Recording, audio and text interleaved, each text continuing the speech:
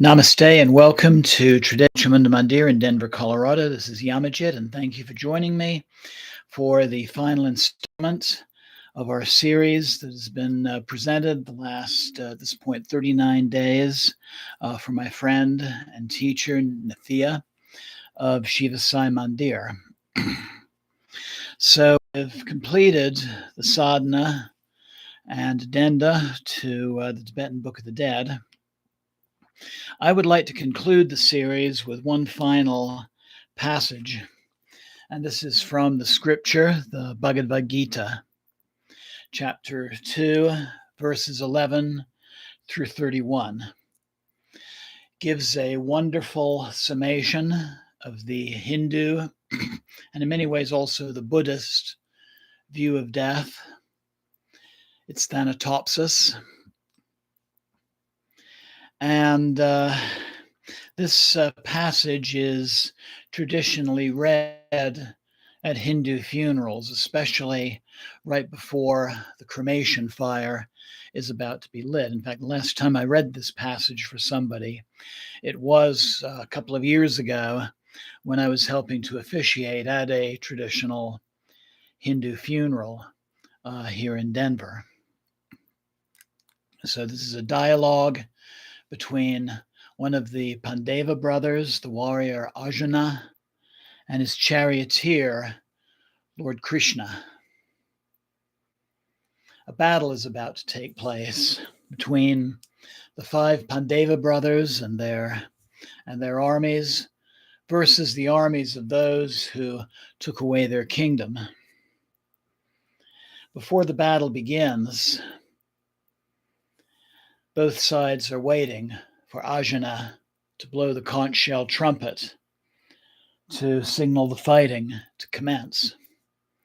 Arjuna rides his chariot to the center of the battlefield, and he looks out over at the opposing army.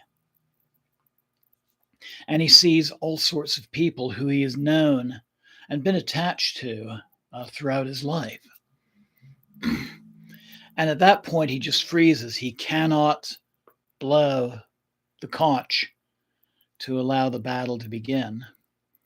And so begins a long philosophical discussion between he and Krishna over the subject of Dharma, the mission for which we take birth for. Arjuna's Dharma was to blow that conch shell and let the battle begin. And in this passage that I'm about to share, it describes how Krishna tells Arjuna that you're attached to the physical forms. You're attached to the bodies. Those bodies are like at the moment of death are cast away. Those who fall in battle aren't really killed. Their spirit lives on. I think it's interesting to imagine being on either side of that battle in one army or the other, and you know that this long, drawn-out, bloody battle is about to commence, and in the center of the battlefield, there's this chariot and these 2 men sitting in it, having this long discussion.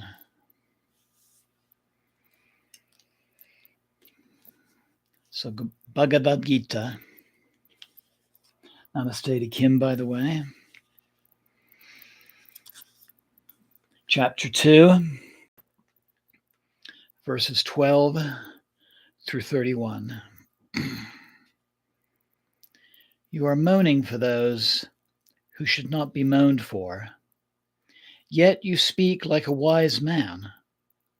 The truly wise never weep either for the dead or for the living. Never was there a time when I did not exist, nor you, nor these rulers of men, nor shall all of us cease to be thereafter. Even as the attainment of childhood, youth, and old age is to one in this physical life, so is the change to another body at death. For the embodied soul Wise men are not deluded by this. Contact of the senses with their objects generates cold and heat, pleasure and pain.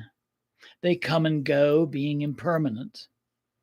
Bear with them patiently, O scion of the Bharata race, O leader of men, that enlightened one, who is unperturbed alike in pleasure and pain, whom these do not distress, he indeed is worthy of immortality.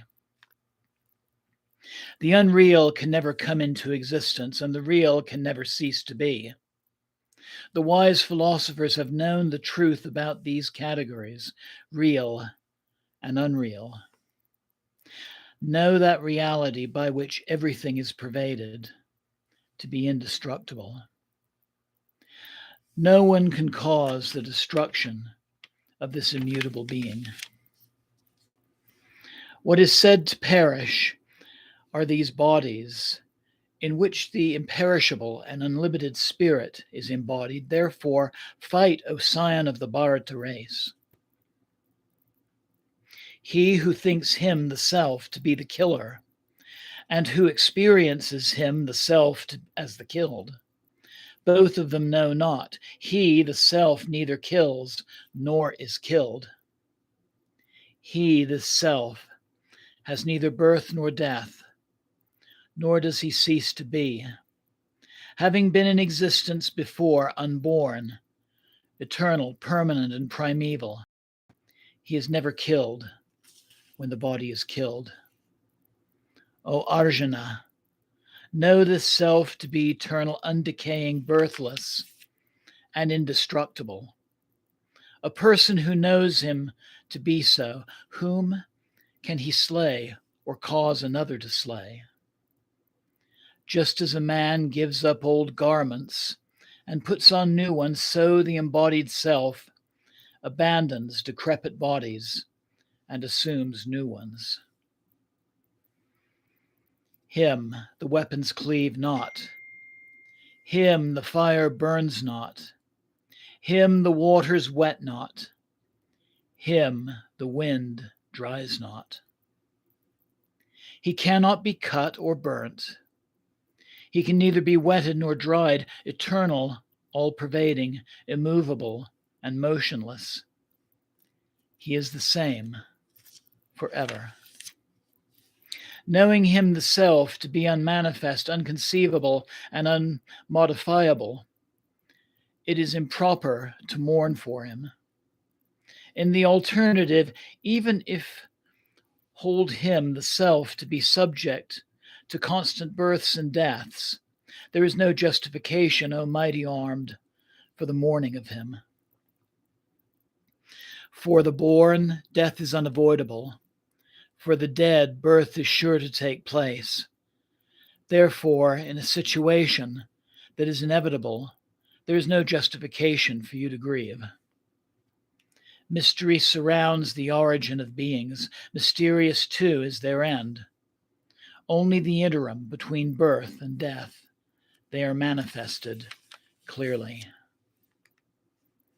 Such a being, the case, what is there to grieve about? Some have a glimpse of him as a marvel. Some speak of him as a marvel, yet others hear of him as a marvel. Yet none understands him in truth, in despite of seeing, speaking, and hearing about him. At no time can the spirit embodied in all beings be slain. Therefore, there is no reason for you to grieve for anyone. Further, even from the point of view of one's own duty, you ought not to falter. There is no greater good for a Kshatriya than what is righteous, and the righteous war it offers. Om.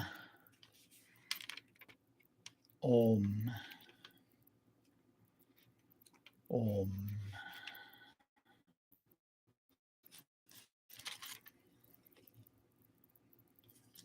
Om Tat Sat Om. Om Tat Sat Om. Om Tat Sat Om.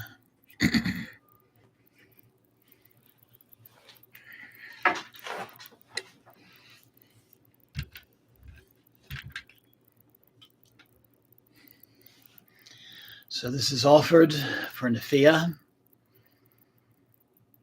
and more importantly, it is offered for those who remain after one has died.